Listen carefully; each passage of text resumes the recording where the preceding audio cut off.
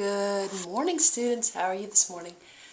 Today I want to talk to you about ADHD and attention deficit hyperactive disorder. I know some of you know a lot about that and some of you know less, so I'm going to try to give you kind of a 5-minute summary about children with ADHD.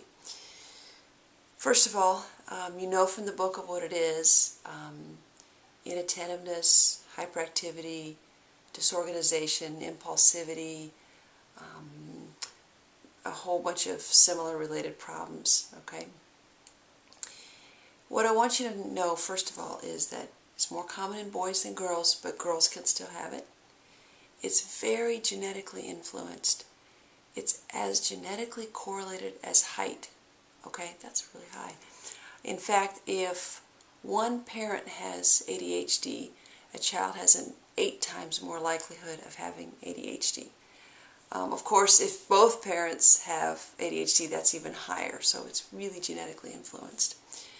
Other things I want to talk to you about ADHD are, people think that it's been overdiagnosed, and that's really not true. The evidence doesn't suggest it's overdiagnosed. People say it's overmedicated. That's not true either. There's not really good research to say it's overmedicated. And that gets tricky. Okay, so let me kind of tear that down a little tiny bit, because I get why that perception is out in the general public. It's probably not overdiagnosed, but it's more commonly misdiagnosed, okay? For a lot of reasons we don't need to go into. It's easier to diagnose ADHD in younger kids than older kids. And for a lot of reasons I don't need to go into, it's easier to diagnose it in boys than girls. So it's really easy to diagnose ADHD in a 5-year-old boy, and it's much harder to diagnose it in a 10-year-old girl. So we may be missing some of the diagnoses we need to catch, and we may be overdiagnosing at some subcategories. Likewise, something that makes it really muddy. This is controversial. This may not be what you want to hear. First of all, ADHD is a real diagnosis. There are neurological correlates, there's behavioral correlates, there's a number of things that we know that it hangs together. There's a confounding variable. There's something else that can make a person's behavior look like ADHD.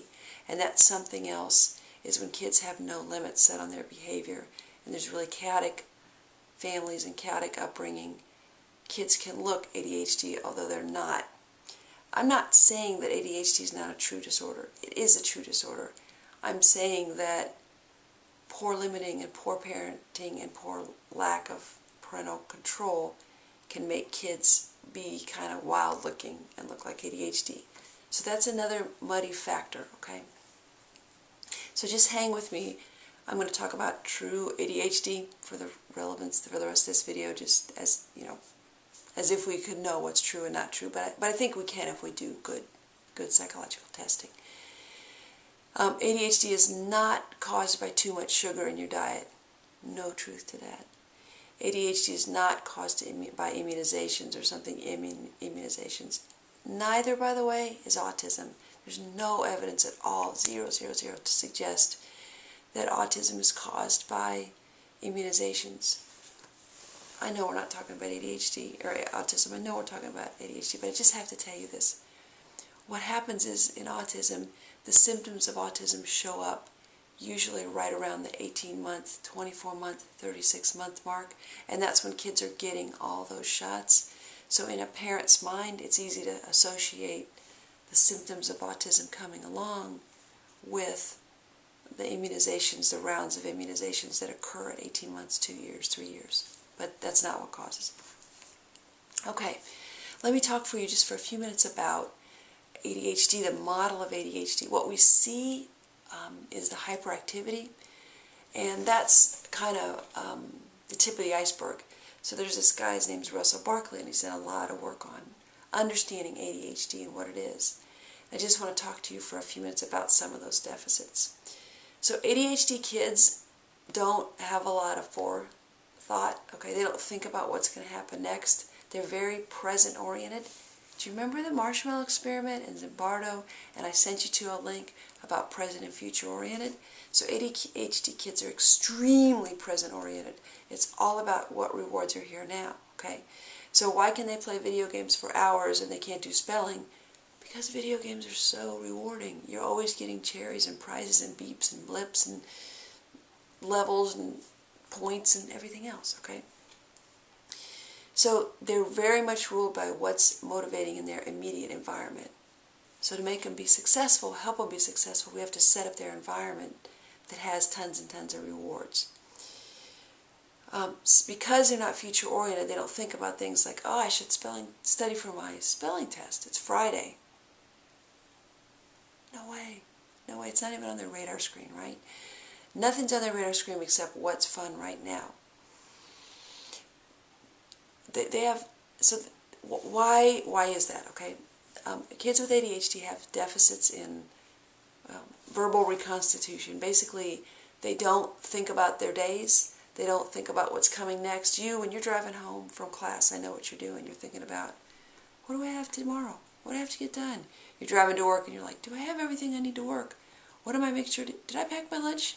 Did I get my kid on the bus? Did I sign my chaperone, my permission slip I need to sign? I know what you're doing. You're always thinking, right? A person with ADHD, that's not necessarily true. They're not replanning their day. They're not thinking about tomorrow. They're not thinking about what happened today or what's going to happen tomorrow. They're very present focused. Because of that, they have not very good management of time, not very good management of emotions, not very good management of motivation, not very good management of attention, okay? So they get bored quickly because they can't self-regulate. Remember we talked about that again with the Oreo cookies? So because they can't self-regulate very well, their behavior looks really impulsive and they say something stupid or do something stupid or cut in line or steal something, not necessarily steal something, but grab something out of somebody's hands. So that they're always, not always, they're a lot of times motivated by what's rewarding and what's present. It doesn't always, we can help people with ADHD to overcome these things. There's a lot of success with a lot of different things. Just because it is that way doesn't mean it has to stay that way. The key for an ADHD person is environmental adaptations. Okay, there's things that they can do to help them manage these symptoms well.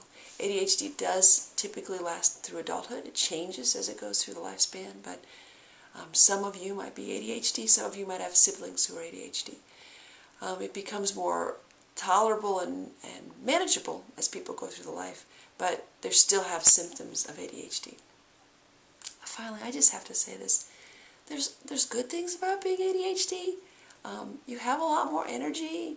You love multitasking even though you don't do it well. You get excited about everything. You have bountiful emotions. You feel things really rich. And I don't think that we give enough credit to some of the strengths of our different disorders. We talk a lot in terms of deficits, and we don't equally talk about, well, what's good about people and what's good about things. So I hope we always learn to do that. Okay, you want to know something funny about these podcasts as we're finishing up? What I've learned is they're best if I use this giant box of cat litter to set up the flip camera. So always you're resting on a giant box of cat litter. So whenever I'm talking to you, I'm talking to a little tiny camera on top of a giant box of cat litter, and I'm imagining it's you. Now that sounds really rude, and I don't mean for it to be rude. So on the plus side, it's a clean box of cat litter. It's unopened. But it's better if I just try to imagine your faces, because that's better than the cat litter thing. Okay, that's it. Have a good day, and I'll talk to you later.